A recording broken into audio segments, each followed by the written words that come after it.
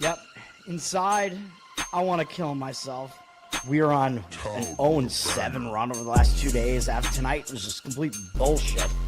So that's how I'm going to start off this show. Horrible Sunday, 1-5. I don't even know what to tell you about that. I just don't want to do this anymore. I have never seen anything like this, man. With the slump continuing, 2 straight losses, not a good day at all. 0-4. I just have not had a good season, man. With this slump that I'm on, the slump continues. I've reached a new peak, actually. I'm going to burn my Bruins hat, man. I don't know what is going on with the Bruins. March 8th, is that what it is? I don't even know. It's March 9th, I think. Who even knows, man? I don't know what day it is anymore. I don't even know what day it is anymore, man. Back with you after the worst day that I could possibly have. Back with you, as I always am. Until I die, at least.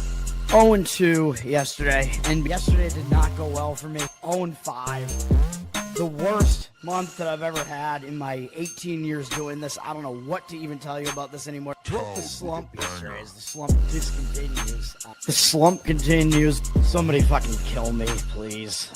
I don't even know what I should do at this point other than potentially end it all.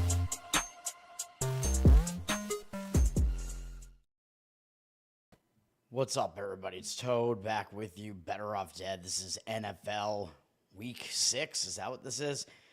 I don't know. I don't know anything anymore, man. Don't even want to talk about today. I mean, I'm going to talk about it tomorrow morning. We started off looking like it was, again, like, why does this keep fucking happening on Saturday? It looks like we're just going to absolutely wreck the board. We're out to a 4-1 start, and it's going to be a 4-4 day now with a couple of moneyline favorites going down in the later portion here, which is going to completely fuck the day over. So it's going to be a losing day because of that. And it should have been 5-1 because of fucking Auburn getting screwed by the refs in what was a wire-to-wire cover. Yeah, this is a new peak, all right. We're going to talk about NFL here. Fuck today. The only way that I wind up with a winning day now is if the fucking Anaheim sucks come back and win this game, even though they're dominating the game statistically, but they're down 5-3 in the fucking second period. I don't know how.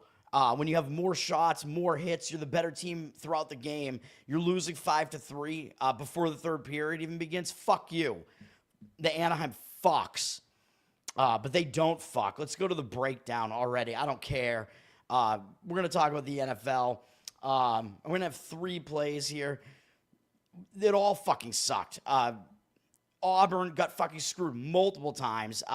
They had a touchdown get called off, get taken off the board. Clearly, he'd crossed the plane. The fucking Georgia fans are all saying that he actually fumbled the ball and it should have been a fumble return the other way. No, because he crossed the plane before the ball was out. Should have been a fucking touchdown. Instead, they get no points. And then Kirby Smart pulled that bullshit where he obviously called the timeout. I mean, they showed him on camera calling a timeout, and then he flips out, and the refs, oh, no, wait, he didn't call the timeout anymore. Yeah, fuck you.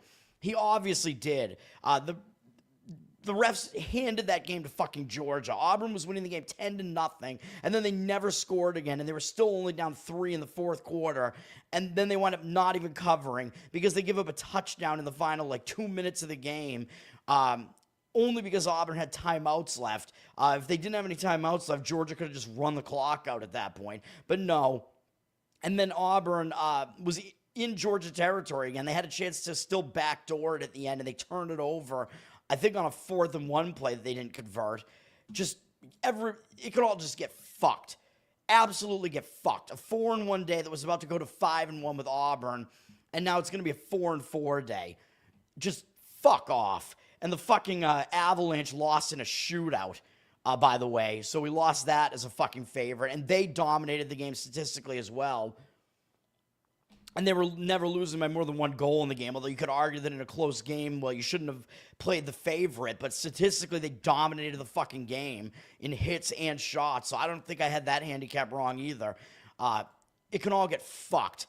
NFL, I'm not going to talk about the stupid piece of shit London game here because that's going to be one of my best bets, which is really Even that's just stupid. Why the fuck do I have a best bet in a fucking London game? It worked out for me once over the last couple of years, and it did not work out when I did it last year, but I'm doing it anyway. It's going to be a worst bet this time. How about that? Next game up, Browns Steelers, another best bet of mine, another worst bet, an absolute turd. So we'll wait on that one too. I actually have a lot of strong opinions on these games. Cardinals Colts. We'll start with this game in the 1 p.m. slate here. This is a fucking great game here. Yeah, London. Yeah, I mean, everybody's pretty fucking retarded over there, I'm pretty sure. I mean, the people they vote for certainly are. So the voting base, I mean, it's, yeah, democracy. The people, they are retarded. Cardinals Colts, as you noticed, this game has gone up from a 3.5 to a 9.5 here. And actually, should I bring up the, hold on, let me bring up the, what is this? NFL Week 6 NFL look ahead lines. Hold on. I'm gonna bring it up because I forgot to do it the last couple of weeks. It's just a good like double check. I mean, I'm not gonna change what my plays are, but hold on. Let me bring this up here. Do we even have it here? Usually it's on CBS Sports, man. I don't even know if I can find it that quickly. Usually I can. Week 6 look ahead. What the fuck? Nope. I don't think I can find it. This is ridiculous. I was going to look it up on CBS Sports here, which, by the way, my ad blocker continues to just automatically turn back on, even though I whitelisted CBS Sports just to get around that bullshit. No, it's not working. Fuck it. We're not even going to look at it right now. I don't even give a shit. You've noticed that this line on the Colts has gone up from 3.5 to 9.5. So why is that? Well, it's not just because the Cardinals lost to the fucking Titans last week and the Colts looked absolutely ridiculous in a blowout win of the Raiders, which I think was like 40-6 or something. But part of the reason why the line has moved like this is because the Cardinals, they're going with a backup quarterback here. Kyler Murray is injured.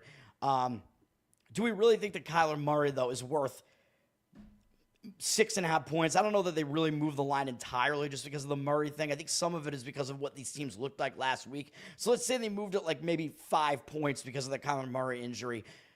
Do we really think there's that much of a drop-off from Kyler Murray to his backup, which, by the way, is Jacoby Brissett, who is a veteran quarterback, and he's known for not turning the ball over. So I don't think that's that much of a drop-off, man. Jacoby Brissett, he's used to the fucking drill. He knows it, and I seem to remember, because I am a Colts fan, that Jacoby Brissett, when he was with the Raiders, came in a couple of years ago to Indianapolis and led the Raiders to an outright win as a 7.5-point underdog when the Colts needed to win either that game or win as a huge favorite against Jacksonville in the final 2 weeks. One win, and they make the playoffs, and they lost both games. So Jacoby Brissett, he's played here before. He's won here against the Colts before. He's used to it. I don't think he's going to be intimidated.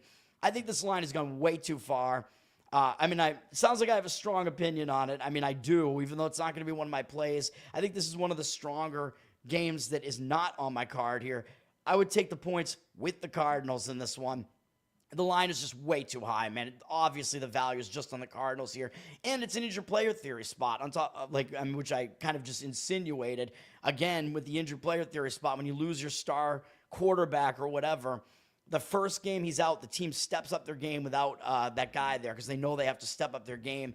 Plus, you get the value on the line. So that's the spot the Cardinals are in. Nobody's going to want the fucking Cardinals after they lost to the Tennessee Titans, man. But if you look at what happened in that game, I mean, Arizona should have won the game. They were winning 21-3. They were winning 21-6, I think, in the fourth quarter of the game. The Titans had a fumble return touchdown in the game.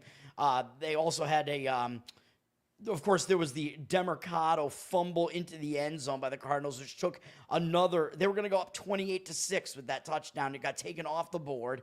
So that was another play that the Cardinals fucked up. So this game, it was misleading, man. The Titans honestly didn't even play well enough to win this game. Cardinals outgained them by whatever that is, 33 yards. It's not much, but it's still something. They lost the turnover battle. Cardinals probably should have won that game. They were not as bad as they looked in that game. And the Cardinals, by the way, all 3 of their losses have been by 3 or fewer points. And you're getting 9.5 now with the Cardinals, and they haven't lost to any team by more than 3. I know it's Jacoby Brissett in there now, but still, The Cardinals have played all these games close, man, at the very least, at San Francisco and against Seattle, playing those games close, losing by 1, 3, and then 1 again last week. But it's like everybody's just looking at what they did last week. They lost to the Titans, so nobody's going to want them. Everybody's going to want Indianapolis here. They're 3-0 at home. They're 4-1 on the season. They played a fairly easy schedule so far, though, okay? They played Miami. Denver, not an easy game, but they kind of got lucky with that leverage call at the end of the game. They beat Tennessee. Who cares? They should have beaten the Rams, but they did lose. I mean, the Rams were the most difficult opponent they faced. And then they beat the Raiders last week, who have just not gotten any of their shit together. And they looked really good in doing so, 40-6. So nobody's going to play Arizona in this game, man. And Indianapolis does have a game against the Chargers up next, which is at least a bigger conference game at the very least.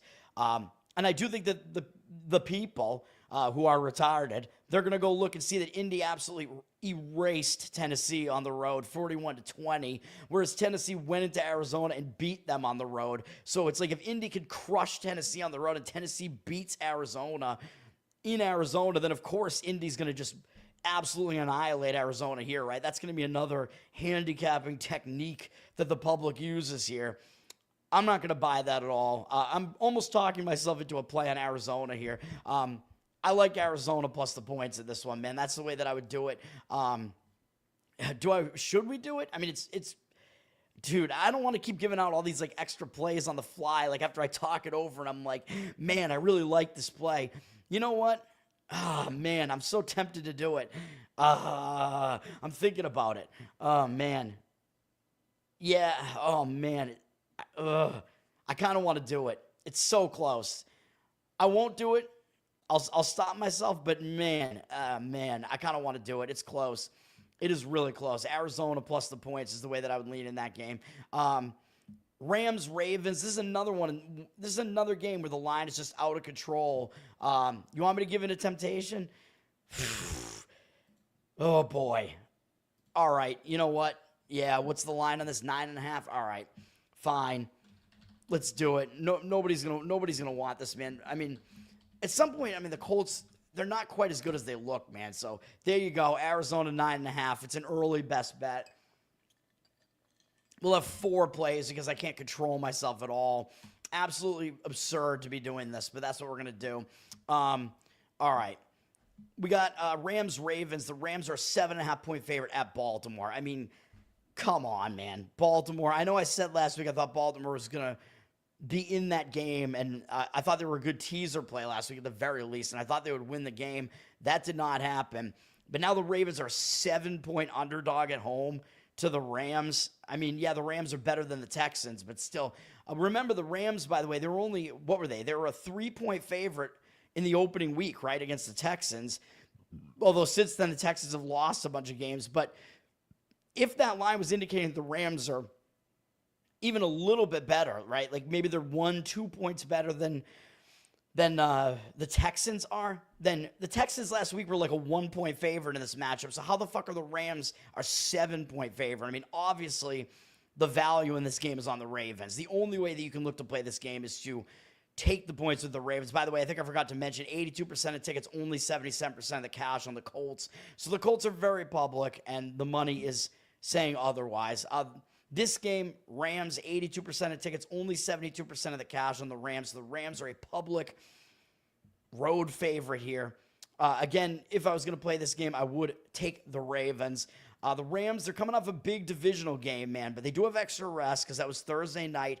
They did lose as a similar favorite, by the way. That was similar to this game. They're playing 2 injured quarterbacks in a row. They just faced, they're playing 2 teams with injured quarterbacks. They just faced Mac Jones on Thursday night, and the Rams were too heavy a favorite in that one. And I told you that I thought the line was way too high, that it made sense to take the 49ers in that one if you were going to play it. The 49ers won the game outright, but that was a big divisional game, so I could see it kind of going both ways here, right? Like the Rams, it was a tough divisional game, and sometimes when you come off a game like that, you might be a little bit hungover, but they do have extra rest because they played on Thursday, and they lost as a favorite. So sometimes when a team loses as a favorite, they can get a little bit, they can use that extra time to refocus. So, like, which one is it going to be here?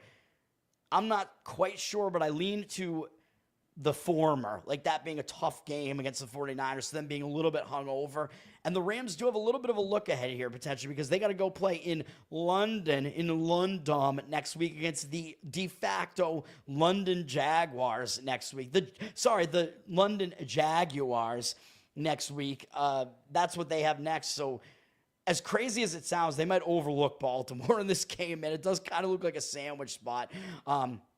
The Rams, one of their two losses did come on the road already, although it was a game they should have won, really, against Philadelphia. Baltimore, it's going to be Cooper Rush again. And one other hesitation that I do have with wanting to play Baltimore here is that their injured player theory game was last week. So Lamar Jackson got hurt in the game against Kansas City, right? And then Cooper Rush played last week, and that should have been the injured player theory spot where the team steps up their game to compensate for the injured player being out, and they got absolutely just destroyed. I don't even want to say boat race because they weren't even in the race. They got annihilated 44-10 by Houston. It wasn't even exactly that misleading. I mean, there were turnovers in the game too, but let me see. So Baltimore was -3 in turnovers, so that was part of the reason why the score was so bad, although they did also get outgained by 200 yards, so Baltimore kind of looking like Cincinnati there with Jake Browning, where not only did they lose the turnover battle, but they lose the yardage battle terribly. But I think Baltimore's going to show something here, man. I mean, they're 1-4. It's kind of slipping away from them here, man. I mean, what happened last week is absolutely absurd, which actually I'll talk about when I talk about the Pittsburgh game, but it's really, really ridiculous what is happening in this division here. But I still think Baltimore can win this division, man. They're still the favorite to win the division. So at some point, I still don't think Baltimore is a bad team. I mean, they lost to Buffalo, Detroit, Kansas City. Those are good teams. And then they lost their last game without Lamar Jackson. So, I mean, I still don't see these teams being that competitive in the AFC North, even Pittsburgh. I know they're stealing. They're Mike Tomlining. They're stealing, but they're stealing wins again. That's what they do under Mike Tomlin. But I still think Baltimore, at some point, they can get back in this thing and take the division. I'm not saying they're going to win this game outright here, because that would be crazy. But Cooper Rush, I mean, he's got at least enough experience where he's usually not as bad as he was last week. I think he plays a better game this time. I would lean to taking the points of the Ravens. You don't even need them to win the game. You just need them to come within a touchdown. A cucumber sandwich spot, yeah. Wicked pissa, yeah. Wicked pissa, kid. All right, next up we got Seahawks Jaguars. The money's coming in on the Seahawks in this one. 61% of tickets, 72% of the cash. And they're up from a pick'em to a pick'em with juice here. Maybe a -1. Maybe you can find a money line that's better. Whatever the best way that you can find is on this. I would lean to the Seahawks in this one. I just have a few concerns about it, but I do think it's a bad spot for Jacksonville. I mean, obviously, I gave out Jacksonville on the show on Monday night. That was a win for us. They probably shouldn't have won the game, to be honest. Kansas City had a 14-0 lead early in the game and blew the game. And part of it was, I think, a defensive touchdown by Jacksonville, helping them get back in the game, right? Yeah, it was a 99-yard interception return. So Kansas City was about to retake the lead there, and instead it was a pick six the other way. So that really flipped the game on its head, man. And then Jacksonville still was going to lose and not cover, which at that point would have been bullshit because they were winning by 3 late in the fourth quarter. They gave up that touchdown with 1:45 left to the touchdown vulture, Kareem Hunt, who doesn't do anything right now except get touchdowns sometimes. That would have been a horrific way to lose the game, even though, yes, the Jaguars did actually get outgained in the game by the Chiefs, so they probably didn't really necessarily deserve to do what they did. They got outgained 476 to 319, so it was actually one of the best offensive performances for the Chiefs of the season. But Jacksonville was able to do it. We all saw what happened in the game, man. Jacksonville, I don't even think they had any timeouts left, and Trevor Lawrence fell down on the play from the 1-yard line. Didn't get touched, got back up, and ran into the end zone. It was crazy watching that play happen live, man. It was wild. It was like just a roller coaster of emotions in like 3 seconds worth of a play. I think if he did get tackled, though, I think they would have been able to still spike in and run another play or two. But, I mean, that was crazy, dude. That was insane. He gets in for the game-winning touchdown. That was a huge win for the Jaguars, man, over the Chiefs on Monday night.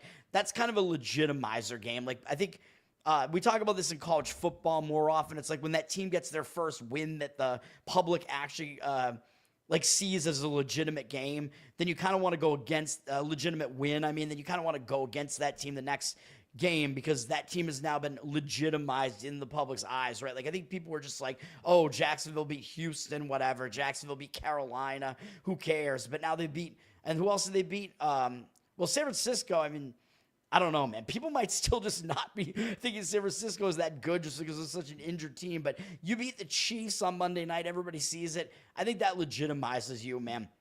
Now they got this game, short week against Seattle here. And they have to go, as I said, to their home away from home. The Jaguars have to go to London next week, where I do think they might have an advantage, by the way, next week, because it's like the Jaguars always play out there in London because they're the team out there. But it might be a look-ahead spot, even though it is an out-of-conference game. So I said the same thing about the Rams. Still, it's kind of a big thing. You have to, like, it's almost like getaway day on Major League Baseball, where it's like you got to play a game, but you got to travel out, basically. Although, of course, in this case, you get a couple of days. I mean, you're not going to travel immediately after finishing your game.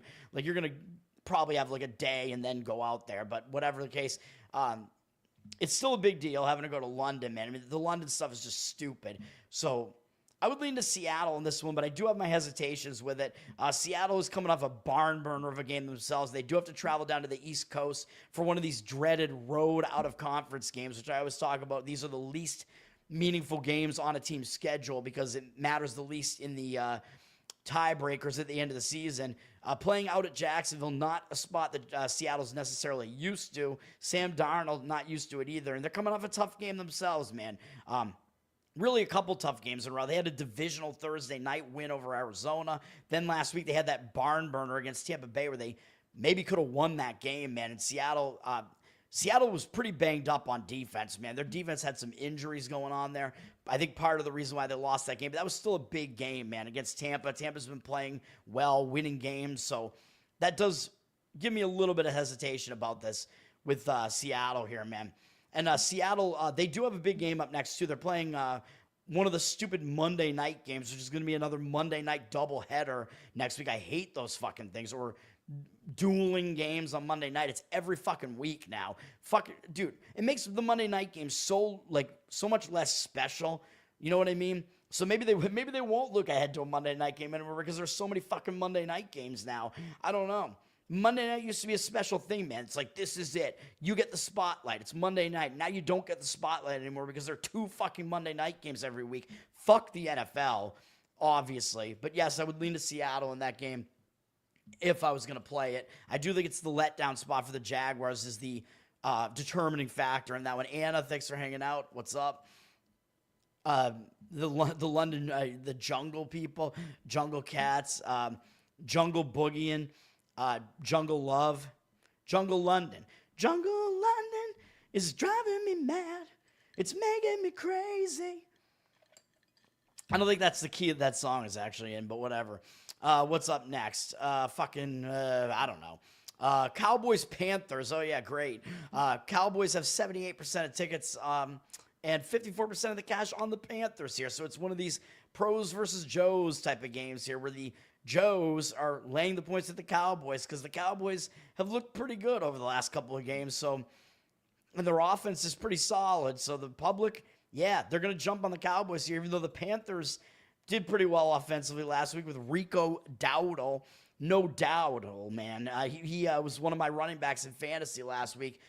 Did pretty well for me last week, to say the least. Don't know that he's going to repeat that again. Probably not. But the Cowboys' defense is pretty terrible. These defenses are both terrible. But it looks like the money is actually not really coming in on the over here. This looks like it would be an over matchup with 2 bad defenses and 2 capable offenses. But Bryce Young hasn't really been that good for the Panthers, though, man. I mean, I thought he was going to take another step forward. Maybe that's not going to be the case. Total did go up from 47 out to 49 in this one. 83% of tickets on the over. Only 58% of the cash on the over. Some money kind of saying under here. But it is coming in towards the Panthers.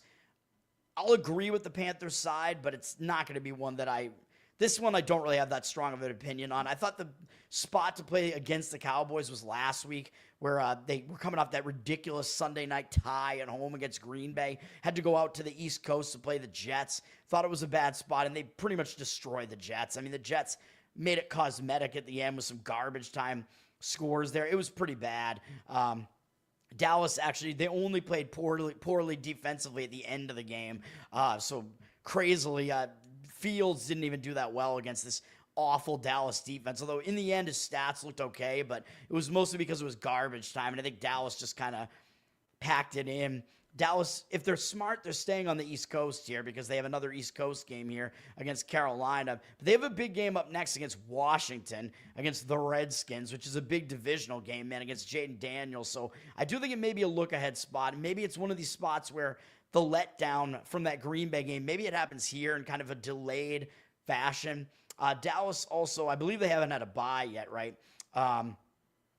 Yeah, so Dallas is playing a third road game in 4 weeks, too, and that's not easy to do.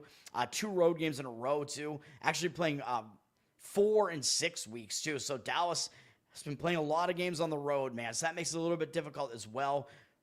Carolina coming off a win against Miami. I think really just kind of a confidence-boosting win after they got smacked by New England the week before that. I told you I liked Carolina last week, though, because Miami was on a short week. Carolina wasn't really as bad as they looked in that game against New England. So Carolina, it's a better spot for them. A little bit of momentum here, staying at home. So the Carolina side does make sense to me. That would be the way I would lean in that one. It's not one of my stronger opinions, really, but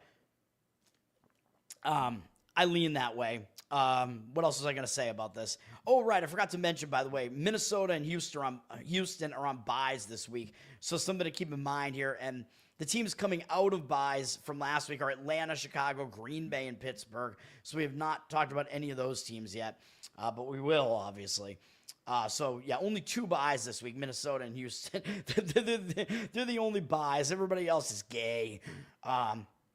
What else do we have going on here? We're still in the 1 p.m. slate, I should say. Chargers at the Dolphins. Chargers having to go to Miami here. 69% of tickets, only 51% of the cash on the Chargers. They're down from 5.5 to 4 here on the line. So the money is saying Dolphins in this one. The Chargers are a public team, even though they've lost 2 games in a row.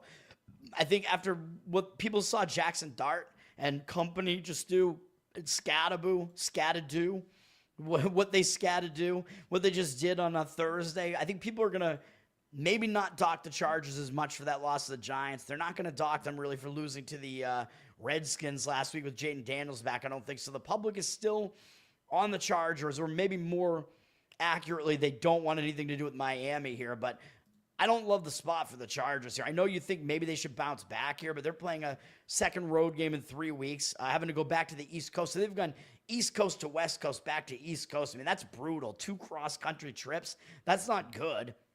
And they do have this, upstart Indy team next week who's sitting at 4-1 or whatever right now, which is pretty good. So they might look past this Miami team that only has 1 win here, man. This Miami team that just looks bad. So I don't like the spot for the Chargers. Going back east here, I would lean to Miami. Miami's staying on the East Coast. They could be in a bounce-back spot maybe after an uglier loss to Carolina there. The Chargers, by the way, they were winning that game early against the Redskins. I think they were winning 10-0, and then they just never scored again. I think they turned it over a couple times maybe too. I can look real quick to see what, because sometimes you got to look at what did the box score look like in that game, right? Just to kind of make sure there wasn't something really crazy that happened here. But no, they lost the turnover battle 2-1. So yeah, I seem to remember seeing some of the highlights of that with those turnovers. They did get outgained by Washington as well, though. But yeah, I'm going to lean to Miami in that one, man. Not much else I have to say about that. But yeah, I think it's seems like the right side in that one. Into the 4 p.m. slate here, we're actually going to go out of order. Actually, interesting. I'm going in order of the board here, man, the rotation order, but these games have been flexed around. So we got a 4:25 p.m. game up next, which is 49ers Buccaneers. Decent matchup between 2 teams that I think are they're both 4-1. I mean, that's crazy. I mean, you wouldn't really think the 49ers are because they've been so decimated with injuries. The Bucs are only a 3-point favorite here too. So the odds makers kind of disrespecting the Buccaneers to some extent because they're really mostly only getting home field here and a little bit more than that. Kind of respecting the Niners as well, though, despite all the injuries they have. 57% of tickets are on the Bucs, but 56% of the cash on the Niners. And I don't really disagree with it. I do kind of like the Niners here. I have some issues with it, though. I mean, yes, the Niners have extra preparation time here, but because they played on Thursday night, but they're coming off that big win over the Rams, man. That was a big win for San Francisco to send the Rams down to a game behind them, take the tiebreaker from them right now. Niners sitting atop this division, big win, and now it's a second straight road game. They got to go to the East Coast for the first time. The furthest east they've gone, the first time this year, I should say, the furthest east they've gone is New Orleans. Of course, this is not an early game, so it should be in their wheelhouse still. It's going to be basically 1 p.m. their time, so not really going to be a huge deal, I don't think, but still, second straight road game, a little bit difficult. Both teams are going to be focused. I don't think there's any way these teams are going to overlook each other. But Tampa Bay, of course, won in that ridiculous barn burner against Seattle. And this is just, something's got to give with this Tampa Bay team, man. As I talked about, they were losing each of their first 3 games. They were losing in the final, minute or two of the game, and they won all 3 of them. They made a comeback against Philly and fell short. And then they wound up winning another close game against Seattle last week. And in this game, they were losing, let me see. In this game, they were losing in the final 2 minutes of the game, they were losing the game again. They scored to tie the game with 1:08 left, and then they won the field goal in literally the last play of the game. So the Buccaneers, in all 4 of their wins, they were losing the game in the final 2 minutes. I don't think I've ever seen anything like that before. I think they were the first team to ever do that in the first 3 weeks. So this Tampa Bay team, I do think they're not as good as their record indicates right now, man. I'm sorry. I know they got injuries. Mike Evans is still hurt. I think they got some injuries on defense, and I think that's where San Francisco can actually take advantage here. San Francisco, I know they don't have Brock Purdy, but I'm not a huge Purdy fan, and I was talking about how Mac Jones is so bad that he's actually even worse than Purdy, but Jones has actually been the better of the two. Jones is going to start this game here again. He's actually been good, so I don't know, man. He's not making mistakes right now. Maybe I'll have to eat my words here. It's not going to be a play for me, but Jones has actually been playing pretty well. So he's going to keep at it. And the 49ers, actually, their passing attack has actually been better than their rushing attack, which makes no sense because they have Christian McCaffrey. But it's like these guys just can't get healthy. McCaffrey, not seemingly 100%. They got a couple of wide receivers, I think, still out here. Pearsall and Jennings. You got to keep an eye on that situation and make sure that you know what the situation is for those wide receivers there. So both these teams are dealing with some injuries for sure, but San Francisco has more injuries, man. But what I was going to say is because the passing attack is actually that's like the better phase of their offense, believe it or not, that actually matches up against Tampa Bay's weakness, which is the secondary. Tampa's better at stopping the run, so I think San Francisco can actually move the ball through the air against this Tampa team, as crazy as that might sound. And San Francisco, I know they have defensive injuries as well. I think Bosa is still out, but their defense has been pretty solid, so I kind of expect that to still be the case. We're looking at, again, a Tampa Bay team that's dealing with some injuries, too. I think Godwin is out again, too, so I know Egbuka, or however Gronk pronounced his name, Ibuki Boo. I know he's Emeka Egbuka, however you pronounce his name, the Eggman. He is the Eggman. They are the Eggman. Ibook bookie boo. All right, yeah, he's good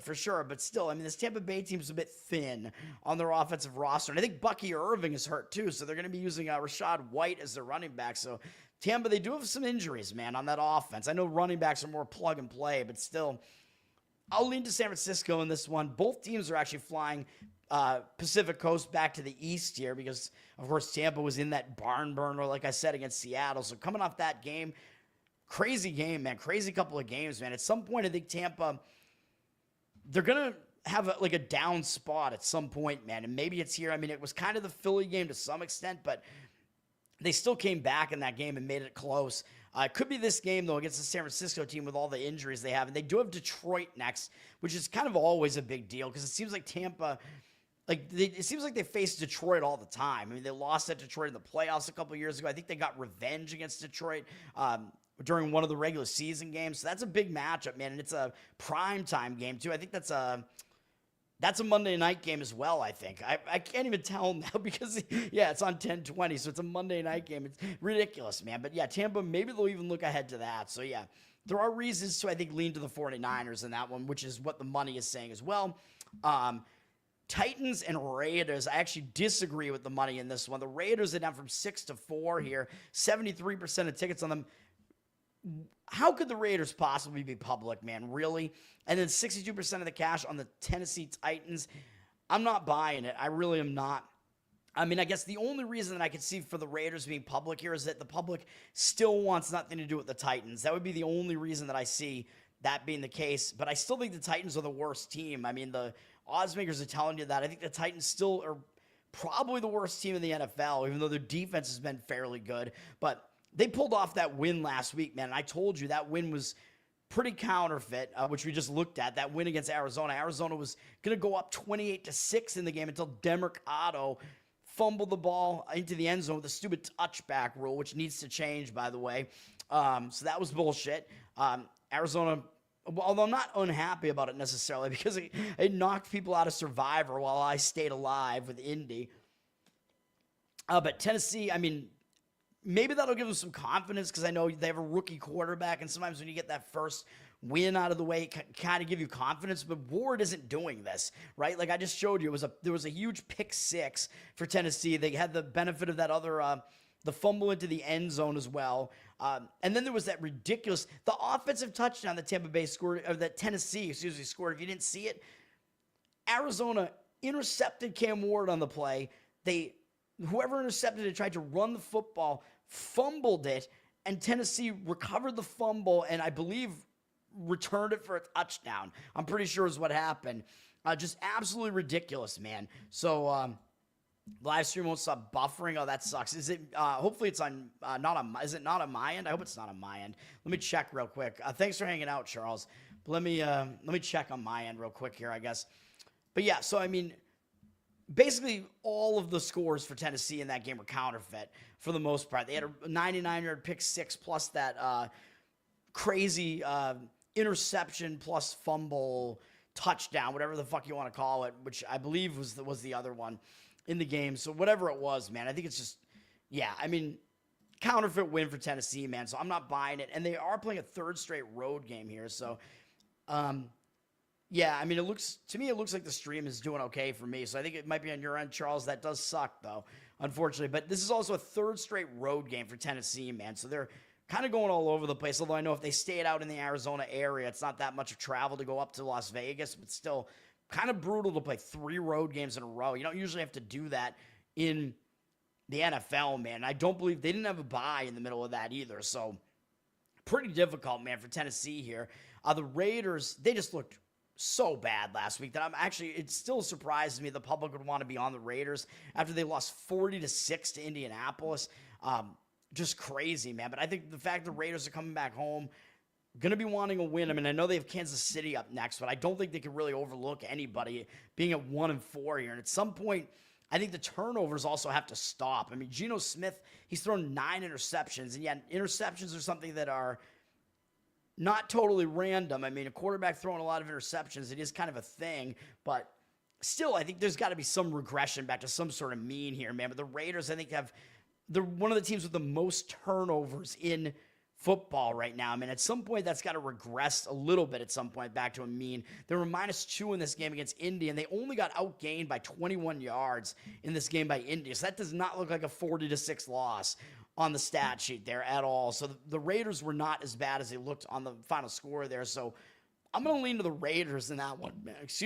In that one, and disagree with the market read in that one. Patriots Saints is going to be one of my plays. So even though it is a 1 p.m. game that kind of got rotated down in the rotation for whatever reason, I think it probably was going to be a 4 p.m. game, and then they flexed it for whatever reason. I don't know how the flexes work anymore. I mean, I thought the flex just was for the Sunday night matchup so you could get a better primetime matchup, but I don't know. Bengals, Packers, I mean, this is maybe one of the least interesting games. Probably is. Packers up from 13 after 14. The Packers are coming out of a bye, remember. 71% of tickets, 78% of the cash on the Packers. The money's coming into the Packers. They're a huge favorite here against this Bengals team that has looked really bad, but maybe the Bengals are about to get the spark that they need here, man. The spark, because they've been playing with Jake Browning for a few weeks. It's been awful. They've been losing all these games in blowout fashion. So now what do? They go out and they get Joe Flacco, who's going to literally play in every team in this division by the time his career is over, man, and play on 2 different teams in the division this season alone. Of course, he played on Baltimore back in the day. He was on Cleveland more recently, including this year. And now he's on Cincinnati, man. Is he the answer? I don't know. I could see that going both ways, really, man. I know Flacco's a veteran. He's used to this, but I don't know. I don't know how well it's going to go because he's got to come in and learn a new system on the fly, so that takes a little while. Like, you can't just jump in. They basically picked him up off the street, so he can't just learn the system immediately. So there's going to be maybe some chemistry issues there and some growing pains there with him there, even though, yes, I know he's a veteran, so maybe sometimes he is kind of used to doing this. Like, he seemed to just jump in and know and like understand Cleveland's offense right away. So maybe he will be okay. But again, like I said, it could be a spark for Cincinnati because they've been playing poorly. So they got to switch something up, and maybe this will be it. One drawback of this is it is a third road game in 4 weeks, which is bad. But also they have to turn around and play Pittsburgh on Thursday night. So that's a big game, too. Pittsburgh leading the division right now. This is a road out-of-conference game, so I'm not sure it's going to be exactly the greatest spot for Cincinnati here. Green Bay, like I said, they're coming out of a bye, but how are they going to respond? Did they go into the bye on a good note or not? I don't know, because they had a tie with Dallas going into the bye. So it's difficult to say whether that is a good thing or a bad thing as far as the bye. Like, that was a crazy game, so they might still be a little bit hungover from that game. So I don't know, man. I mean, it's difficult to gauge this game to me, to be honest. I mean, I guess you could maybe argue that the Packers are going to use that bye to fix some things because they were a favorite in that game against Dallas, and they didn't exactly play their best game, especially on defense. With all the growing pains here, yeah, maybe I would actually lay the points with the Packers. I mean, I'm rarely, just because I have to make a pick on every game, basically, I'm saying that. But I very rarely am going to say that. Like, you should lay a double-digit favorite in the NFL. But in this case, it looks like the money's coming in that way. Maybe it does make sense in this game. Not a strong opinion at all, though. And then Sunday night is Lions-Chiefs. This is going to be an interesting one. The Lions are one of those dreaded public road underdogs here, man. So the public doesn't want the Chiefs, but the Chiefs normally are a public team, but the public loves offense, so they love the Lions. They love what the Lions have done so far. 70% of tickets, 63% of cash on the Lions, though. So the Lions are public with less of the cash on them, and the Chiefs have gone up from a 1-point favorite to a 2.5-point favorite. I don't really disagree with it, man. I think I probably do lean to the Chiefs in this one. It's one of those road out of conference games for the Lions. I know it's a big game. Neither team's going to overlook the other, but little bit of a tricky spot for Detroit, and I do think Detroit, wasn't it like in the opening week on one of those Thursday night games like 2 years ago, maybe Detroit actually went into Kansas City and beat them, I think, if I'm not mistaken. So maybe Kansas City will kind of remember that and maybe be a little bit out for a little bit of revenge here. Detroit's played a lot of road games too, man. This is going to be a second straight road game, a third road game in 4 weeks, fourth in 6 weeks. That's pretty difficult as well. And Detroit, they really only have one impressive win, man, against Baltimore. I know they put up a lot of points, which is impressive, but they beat the Bears, the Browns, Cincinnati. Those are not good teams. They beat Baltimore with Lamar Jackson on Monday night on the road. That's an impressive win. But other than that, maybe Detroit's a little bit overrated right now. And they are going to play a Monday night game next week, but I don't think they're going to look ahead, obviously, because this is a Sunday night game at Arrowhead. So they're going to show up for this. But I think Kansas City also needs the game a bit more because Detroit's a one-loss team here, but Kansas City's 2-3. And if they want to contend, they got to do something here, man. And they're coming off a game where they probably should have won the game. Like I said, they outgained Jacksonville, wound up losing the game, and everybody saw that on primetime. So the public might be a little bit off of Kansas City for that reason, too, and because they have 3 losses. But Kansas City also beat Baltimore, although, of course, Lamar Jackson got injured in the game. But Kansas City's kind of faced a more difficult schedule, man. I mean, they face the Chargers in Brazil, then they face Philadelphia, Super Bowl rematch. Jacksonville looks fairly good this year, too. So Kansas City's faced a more difficult schedule so far. They're more battle-tested. I know they're on a shorter week here, but I don't think that matters as much. They're the home teams. That helps them out a little bit here. They get a little bit of extra time anyway because it's a night game at the very least still. And they just looked probably worse than they were in that Monday night game. So I do think the Chiefs make sense in that game as a lean. And then we do have Monday night, Buffalo at Atlanta in the first of the two. These two Monday night games, still not really a doubleheader. We got ESPN and ABC broadcasting these games, these two games respectively, one at 7:15 p.m. Eastern and the other at 8:15 p.m. Eastern. Buffalo coming off their first loss of the season. And I talk about this when a team takes their first loss of the season kind of deep into the season. Sometimes it does hang them over a little bit. And Buffalo's only played one road game so far, man, and they have not yet left the state of New York.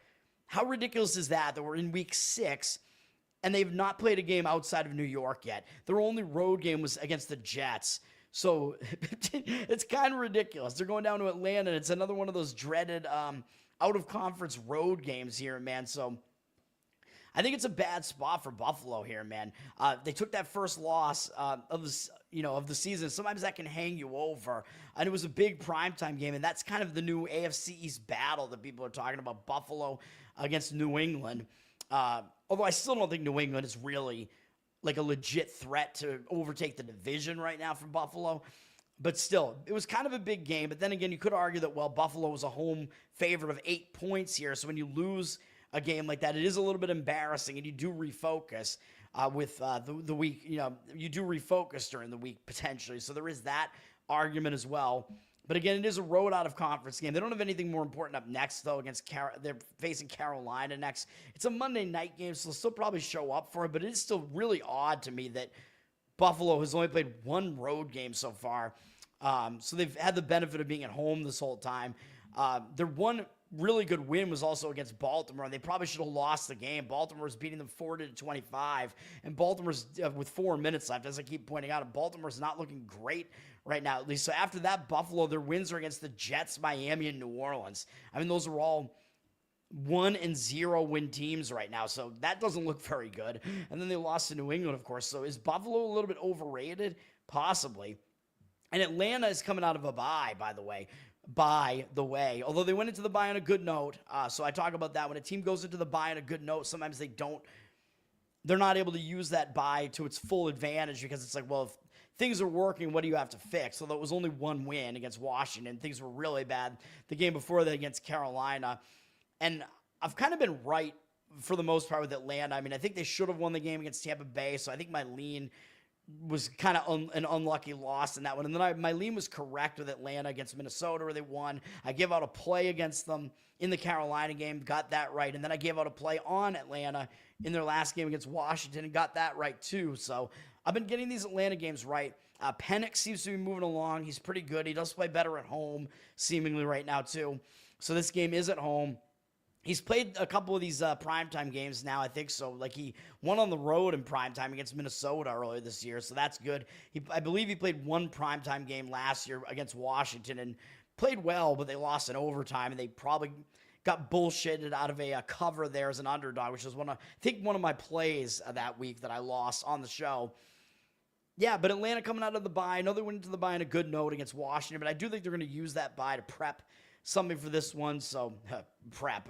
You got to watch out, man. I mean, Buffalo coming in. Could be a little bit of gay coming in. Actually, maybe not, because Buffalo's kind of more of a blue-collar city, probably more so than Atlanta is.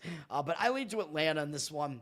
Buffalo is public, 80% of tickets, only 70% of the cash on them. They're down from 5 to 4 here, so the money is agreeing with that and taking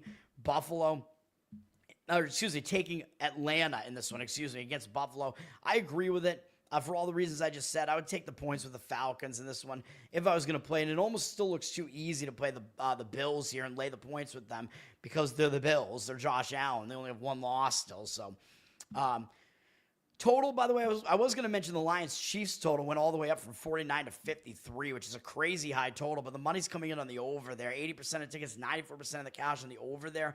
Although I think in Lions-Chiefs, if you like the Chiefs are probably correlated to an under in that game, because the Chiefs are more of the defensive team and the Lions are more the offensive team. So I don't know, man. It's a crazy high total there, though. And the money, I just thought it was interesting. The money is coming in on the total. But if you like the over, I mean, you've missed the best numbers. I think you would have to play the over at, probably at most at 51, which is a key number there.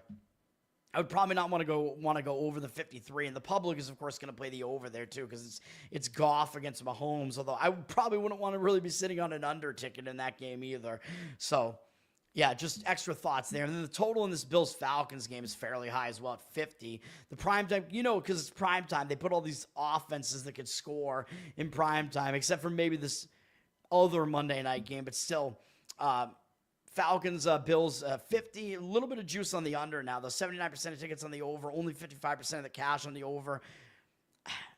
Tough to gauge the total in that one, man, because I'm not sure that either defense is necessarily great. I think the Bills trying to improve their defense, so their defense still might not be that great. I think the Falcons do have the better defense, though. So the other thing about this game, I think the Falcons, better defense, getting points, it's usually something you do want to look for. And the Falcons can run the football, man. They got Bijan Robinson there, and I think that's the way to attack the Bills. You can run the football, and basically you keep the Bills' offense off the field more. That's what you want to do when you're playing against them. You want to run the football and keep possession of the football, and the Falcons can do that with the way that they run their offense. And the last game on the board here is Bears-Redskins. I hate that fucking name, the Commanders. Bears and Redskins.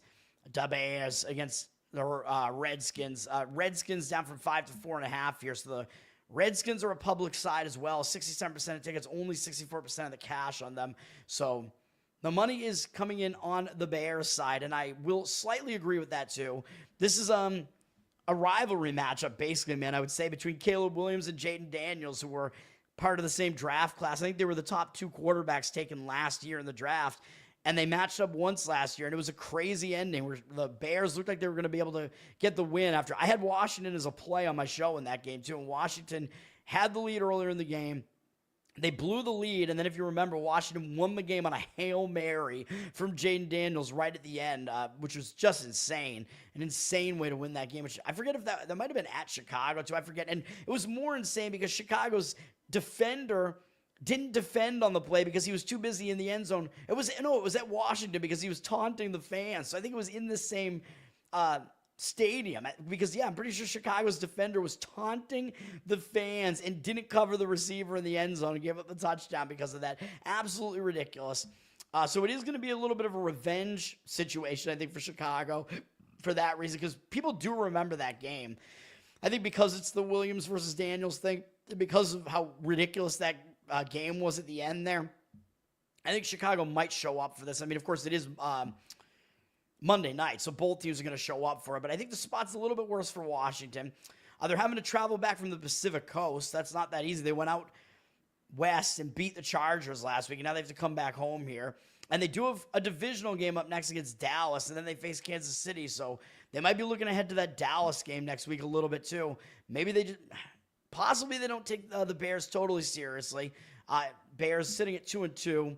Although the Bears did win their last two games, although they probably should have lost the game against the Raiders. The Raiders outgained them in the game, and it was really just more Raider turnovers that did them in that game. So kind of a bullshit loss. Kind of a bullshit win for the Bears there. And I think the Bears blocked a Raiders game-winning field goal attempt at the end of that game too, which is absolutely ridiculous. So the Bears shouldn't have won that game. They went into the bye, so the Bears do have an extra week to prepare for this too. So you could say maybe that is an advantage because they did have an extra week to prepare for this. But they did go into the bye on a 2-game win streak. So sometimes when you're on a win streak, you don't use that bye to fix things.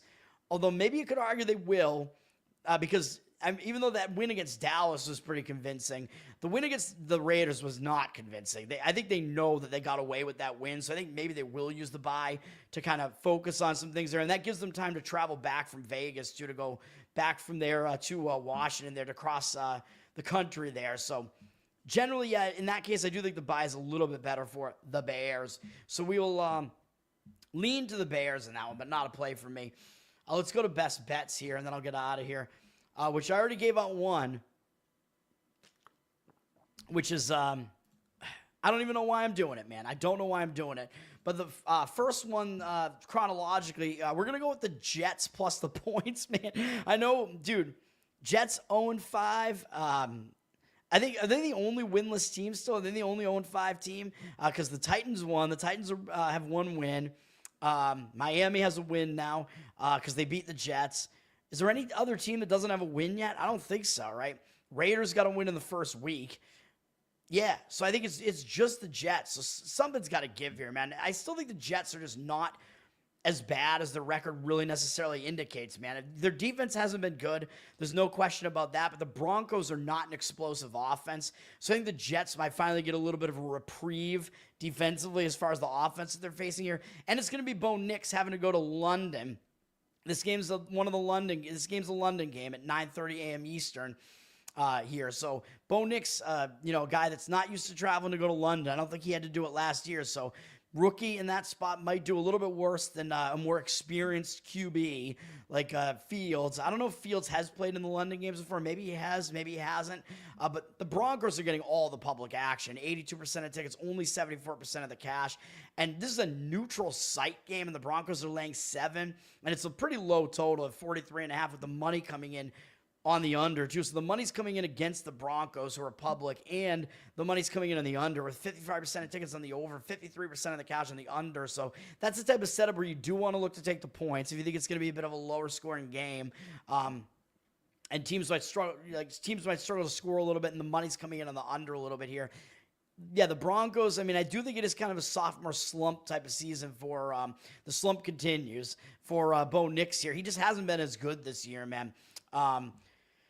And they're coming off just a monster win, dude. That's really part of the handicap here is Denver just went into Philadelphia and beat the Super Bowl champs with a huge comeback. And now they have to go from Philadelphia and go to London and play this game. I know they don't have a big game up next really against the Giants, although maybe it's a little bit bigger now that Jackson Dart is the hype of the league now. I just don't know that Denver's really going to pay total attention to this Jets team that's, I think, the only winless team left in the NFL, coming off beating the Super Bowl champs and giving them their first loss. You go from facing a 4-0 team on the road and being an underdog, by the way. This is another situation you do want to look for. Denver going from an anti-public underdog in one game to being a public favorite in the next game. I talk about that in the NFL. That's a situation where you do want to look to go against a team like that. Which, by the way, I think that is the situation with the Cardinals, too. The Cardinals were a public, huge favorite against Tennessee. They were a public, 9-point favorite last week against Tennessee. And now the Cardinals are an anti-public, 9-point underdog against the Colts. So, again, this is, massive public overreaction time here. And it's those huge swings just from one week to the next on the same team. You do want to look for stuff like that. So that's what Denver's in here. They now haven't played the role as a huge favorite. And the only time that they've actually covered as a favorite was against Cincinnati on that Monday night game against that hapless Cincinnati offense. They did cover this particular number at home against Tennessee to start the season and barely did that. They only won by 8. And I think Tennessee covered the larger number there. But this Denver team, they have not put up a lot of offense, man. The most that they've scored all season is 28. So I think that can help the Jets. And the Jets, by the way, a little bit better than the 0-5 record, man. They put up a lot of yardage against Pittsburgh. They had the lead against Pittsburgh the opening week. We still got the cover on the Jets, but the Jets really should have won that game. They made a nice comeback against Tampa Bay, and they lost that game really close. They outgained Miami on Monday night and wound up losing that game because of turnovers. So the Jets really haven't been that bad. And then, yes, they played a pretty bad game against Dallas last week. So really, it's kind of crazy that the two worst games the Jets have played have both been at home. Against Buffalo, that was the game where Fields went down. And then Dallas, although those were the two best offenses that they faced too, Buffalo and Dallas, I would say. Tampa maybe, but Buffalo and Dallas, they both have really good quarterbacks, obviously. Tampa has a pretty good quarterback as well, but still, they're not going to be facing a dynamic quarterback like that this time. Sorry, Bo Nix. But, yeah, I don't think the Jets are going to give up quite as many points in this one as they did in those games. I think it'll be a little bit easier for them. But the other thing I was going to say is, yeah, the Jets, they've outgained their opponent in the Pittsburgh game, in the Miami game. So they've done it a couple of times. And they're losing the games on turnovers, man. The Jets are the only team, this still remains the case, that the Jets are the only team in the entire league that has not forced a turnover yet. And that just can't continue to happen, man, because fumbles sometimes are unforced. And when the ball hits the ground, it's random who recovers that fumble. It depends on where the bounce goes. So at the very least, you got to think the Jets are going to have fumble recoveries at some point. They're going to get a takeaway at some point. Maybe it's going to be in a game like this. Yes, Denver has a good defense, but the better defense laying a ton of points like this in an unfamiliar environment, I don't think it's really what you want to do. Denver's going to need to be able to cover a large number like this. I'm not sure they're going to be able to. The Jets have been okay offensively. As I said, they haven't been that bad on offense with Justin Fields there and whatever. They have some talent there on that offense. Yeah, so I think it's a better spot for the Jets, and the Jets are more used to playing in London as well. They played in London last year, although it was with Aaron Rodgers at the helm, and it was with a different coach. I think it was Saleh back then, and now it's Aaron Glenn. But still, the Jets as a team, they got a lot of players that were on that team last year that did play in London, so they're kind of more used to it, used to the grind, I think, than Denver is. So they might be able to get up for it, even though obviously Sean Payton is the better of the two coaches generally. But yeah, I think it's a spot to take the Jets, man. Getting all those points, I think it makes sense. We'll give out a play on the Jets there. I have this Utah-Arizona State game on. I was correct about Utah, by the way. Should have made it a play and should have included it in my pick 6 and pick 7, I guess, which I think I still did okay in the pick 6 and pick 7 because I think I added a couple of winners. I think I added USC and Georgia State, and I think I had Missouri plus 3.5 as my best bet. So, which, by the way, I know I gave up Missouri plus 3 on the show, sort of, but I was saying, looking at the line as it was moving, because I said you could wait to see if it got to 3.5, and I think I gave it out at 3.5 this morning because I said it had gone to 3.5, so I'm going to give that play out, the Missouri play at 3.5, by the way. I'm going to count that as a win in my book because when I put the play in myself, I did do it at 3.5. It was there at some of the books, and I said that I thought it would be when I gave it out on the show, so that's how I'm going to track that one, even though I did put 3 in some of the banners and whatever, I think in some of the show descriptions. All right, 2 more best bets. Which one is the next one up in the rotation? Oh, you're going to love this one. Cleveland Browns plus 6.5. I know this sounds completely insane. We're going to take the points against the Steelers, and yes, I know Cleveland has not won at Pittsburgh since 2003, I believe. So we're going completely against history here. Cleveland never wins in Pittsburgh. I get it. This looks ridiculous to be doing this, but I think this is the spot where you do want to actually do this, man. 73% of tickets, only 67% of the cash are on the Steelers. The public doesn't want anything to do with the Browns. Steelers at a 6-point favorite here, and the total is, I think, the lowest of the week, up a little bit from 37.5 to 38, but 74% of tickets and only 65% of the cash on the over. So the money's coming in on the under. I talk about this when you have a game that you think is going to be a very low-scoring game like this, there's more value in taking the points, so we're going to do that. We're going to need a divisional underdog here as well. And the Browns, they still play good defense, man.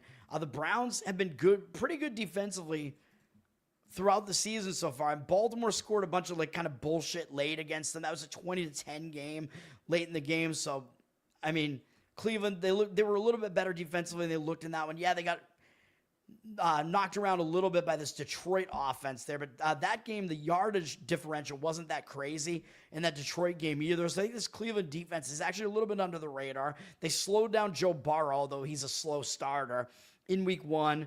They slowed down Green Bay's offense. And last time we saw Cleveland last week, they played decently against Minnesota, too, last week.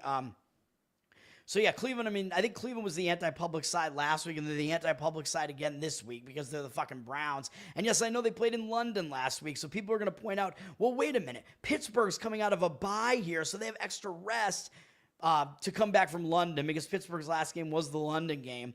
And Pittsburgh, they have a bye, so they have all this extra time to come back from London, whereas Cleveland has only this 1 week to come back from London. So it's like, what are you doing here, man? Pittsburgh's the team with extra rest. I know, but I'm going to point out that I actually think Pittsburgh's bye is actually not beneficial to them. And I think Cleveland, I don't think they're actually going to be in that bad of a spot returning from London. This is what happens in the NFL. I think by default, teams that play in a London game, the schedule makers give them a bye the next week so they can come back from London and have that extra week off. But I think what happens is a team can go to the league and request to take the bye at a different point in the season, usually later in the season, and they can say, no, we actually don't want to take our bye right now. We want to just play through. And teams that do that actually do pretty well, believe it or not. Teams that, because they go to the league and they say, and I'm guessing this is what happened with Cleveland because I think they would have had a bye otherwise here. They go to the league and say, no, we actually want to play here, but that tells you that they actually want to be there. They actually want to show up and play in that game. No, we want to just continue playing. We want to play right through. So I think Cleveland, it's going to actually be a little bit more momentum for Cleveland for that reason. So I actually think it's not a negative. And for Pittsburgh, I mean, Pittsburgh is just better than they look right now. I mean, they're 3-1, but that game against the Jets, they were losing the whole game. Probably should have lost that game. Against New England, they had the benefit of, I think, 4 or 5 turnovers in that game, and that's why they beat New England. So they could have easily lost both those games. This Steeler team could easily be a 1-3 team right now. And I guess we'll give them a legitimate win in the London game against Minnesota. And that was the game that people that got up early enough saw that game 2 weeks ago. But that means Pittsburgh went into the bye on a good note.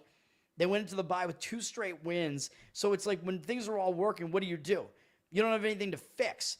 And I think the bye is not beneficial because they're not going to know what to expect from Cleveland's offense because Cleveland just went to Dylan Gabriel, and he's played 1 game so far, but you don't really know what Cleveland's going to do with that offense with Gabriel at the helm now. So I think that's also kind of a negative for Pittsburgh. They can't really fully use that extra week to prepare for this because they don't exactly know what to prepare for. And again, going into the bye when everything's working for you, you don't really have anything to fix. And Pittsburgh is actually another one of those teams where they were an anti-public underdog in the game against Minnesota there in their last game in London. And now they're all of a sudden a public favorite of a bunch of points. So again, they're another one of those teams where the public has flipped on them from one game to the next. So that's another spot where it seems like you're going to get some value going against that team. So that's what we're going to do. Pittsburgh, they're also leading this division, man. And Cleveland, nobody's really going to think Cleveland's a threat in this division. They never beat Pittsburgh. Pittsburgh has at least, they have a multiple game lead on every team in the division. And by the way, Pittsburgh, this is what I alluded to earlier in the show. Pittsburgh, by not playing last week and by having a bye, they gained a half game on everybody in their division. Cincinnati, Baltimore, Cleveland all lost last week. So Pittsburgh, just by not playing, gained another half game on their entire division. It's absolutely ridiculous. So I think Pittsburgh may not totally show up for this game against Cleveland. And by the way, they have to turn around in 4 days, and they play the Cincinnati Bengals on Thursday night. And the Bengals, it's going to be Joe Flacco now with the Bengals, so that might get more of your attention now that it's maybe a capable quarterback there for Cincinnati with Joe Flacco there. So that might get Pittsburgh's attention a little bit more. It's going to be ridiculous with the two quarterbacks in that game, Rodgers and Flacco, are combined like 83 years old probably or something like that. That's absolutely insane. But I think Pittsburgh might actually look ahead to that because Cincinnati is the team that's closest to them in the division and really seemingly the only kind of like threat to them in the division right now. Though, again, I think Baltimore is going to rise up. But I think it's a bad spot for Pittsburgh, man, despite having the bye for all those reasons. I don't know if I forgot to... Yeah, I think I got all my points out there. So, yeah, we're going to take the points with Cleveland in this one, man. As ridiculous and as insane as that sounds, take the points with Cleveland. And, again, that streak could continue because you don't need Cleveland. The streak might continue, not the slump. The streak and the slump could continue because Cleveland, like I said, they haven't won at Pittsburgh since 2003. Which is a ridiculous stat, but they don't even need to win the game. They just need to cover. They don't need to win. So the streak could continue. You could still get Cleveland right. I'm sure Cleveland has covered at least some of those games in Pittsburgh since then. So that's what we're going to go with. And then finally, which I think is my favorite play, the New Orleans Saints plus 3.5 against the New England Patriots. The Patriots are the absolute hype right now. I mean, I think this is a spot where you just got to fade the Patriots. And this is another one of those games where the Patriots were an anti-public underdog on Sunday night. The public was all over the Bills, and now the Patriots upset the Bills, and now what do we see? Oh, yeah, the Patriots are the most public team of the week, basically, almost, with 72% of the tickets on them, only 56% of the cash. The money is saying to fade the Patriots pretty significantly here. It's not a particularly high total. It's gone up a little bit from 45 to 46, so total's kind of one of those mid-range totals. 61% of the tickets and 62% of the cash on the over. Don't know what to do with that information, really, but I think it's a fade of the Patriots here, man. The 3.5, it looks so easy to just lay the points of the Patriots. I mean, people are also going to do that transitive thing where they see, well, New England just went into Buffalo and beat Buffalo, and New Orleans lost at Buffalo, so of course New England's going to beat New Orleans easily, right? But again, I don't really think so, man. And that was the legitimizer game for New England, and everybody saw it on Sunday night. Like, Buffalo's been the team that's led this division for years and years at this point, and New England finally came in and announced that they're now here, and they pulled off that ridiculous upset. Easily the biggest win of Drake May's career, the biggest win that New England's had in the last probably 4 seasons. Basically, that was like their biggest win since they had Tom Brady, man. So that was a monumental win for New England. Now they have a second straight road game where they have to go play the New Orleans Saints, an out-of-conference game, which is one of the games that means the least on your schedule. And then who do they have up next? The Tennessee Titans. You might be saying, well, why am I pointing that out? Well, I'm going to say it's a little bit of a sandwich spot because that's Mike Vrabel's return to Tennessee. Mike Vrabel, former Tennessee coach, where he was last, is now the Patriots coach. So I actually think that's kind of somewhat of a big deal for Vrabel to return to Tennessee there, man. So I think that's not a nothing burger there in that game. This is the game that I think they're going to overlook, man. And the Patriots did look better than they were in that game against Carolina. They were helped out by some turnovers. The yardage differential wasn't crazy in that one. I mean, yes, you could argue they were better than they looked in the Pittsburgh game because they lost all the turnovers in that game, sure. But Patriots, I mean, we got to take a little bit of a step back from the Patriots for now, man, because there are other wins besides the one against Buffalo or against Miami and Carolina. So, I mean, we're not going to be totally impressed by those 2 wins, right? So, New Orleans, I think they're absolutely capable of keeping this game close. They play a type of offense that where they kind of just don't make mistakes. They don't ask Spencer Rattler to do way too much and, like do anything risky. So I think that's good. So I think they can hang in this game. And that's what the Saints have done, man. They lost to Arizona by 7. They lost to San Francisco by 5. They got blown out by Seattle on the road, but that game was actually a lot closer statistically than it looked. And then they covered against Buffalo on the road and hung within that number, only losing by 12. So New Orleans team, and then, of course, they won last week against the Giants, against Jackson Dart, which I had New Orleans last week because I thought it was a bad spot for the Giants because they were coming off that huge first Jackson Dart game, a big win over the Chargers, and then they were going to have to play the Eagles on Thursday night. So I think it was a bad spot going on the road to face New Orleans, and I think this is going to give New Orleans some momentum now, man, because they just beat Jackson Dart, so that'll give them some confidence going forward. They were an 0-4 team. They finally got a win, and sometimes when that happens, you kind of just gain some confidence after that, man. You finally got that monkey off your back. Hey, we can actually win a game. I think that's going to allow New Orleans to play a little bit more loose. They're staying at home. They're going to show up for it because the Patriots are now getting all this hype because Drake May, everybody's talking about how he's for real. Yeah, he played well in the Buffalo game. Made some huge plays for sure. I think he's going to be good for sure. But, I mean, New Orleans got up for another young quarterback last week, Jackson Dart. So I think they'll do it again against Drake May. But I think still the main factor here is I was looking to go against New England like right away after what happened when they beat Buffalo. I was like, who's New England playing next? Who are the Patriots playing next? We got to go against them. So, and I looked into it and I saw no reason not to do it. So that's how it's going to be. That's how it be, man. So we got 4 plays here. Hopefully they work out. We're going to be on the New York Jets +7. Arizona Cardinals +9.5. You know me, man. These are the toad specials. All these just massive ugliness. Cleveland Browns, the Clowns +6.5. And New Orleans Saints +3.5. It doesn't get a whole lot uglier than that, man. We're playing an 0-5 team. We're playing an Arizona team that I think at least has 2 wins. A Cleveland team that has 1 win, I believe. And then New Orleans, a 1-win team as well. Why not, baby? Learn to Toad on Twitter. Learn to Toad on Instagram. Covered in Uke is my Uke channel on YouTube if you want to check that out. Please do, by the way. And like and subscribe to that and to this channel here, Bettor Off Dead, which I've got to change the name of it probably. Get some more SEO here. But thanks for everybody for hanging out, especially Charles, who's basically the only one tonight. Anna, thank you as well. I get more for the college football show, man. I think just Saturday night, everybody's out more than they are on Friday night. I guess, I don't know. But thanks for hanging out, guys. Like, subscribe to the channel here. Give me a review on Spotify, iTunes. All that helps me out.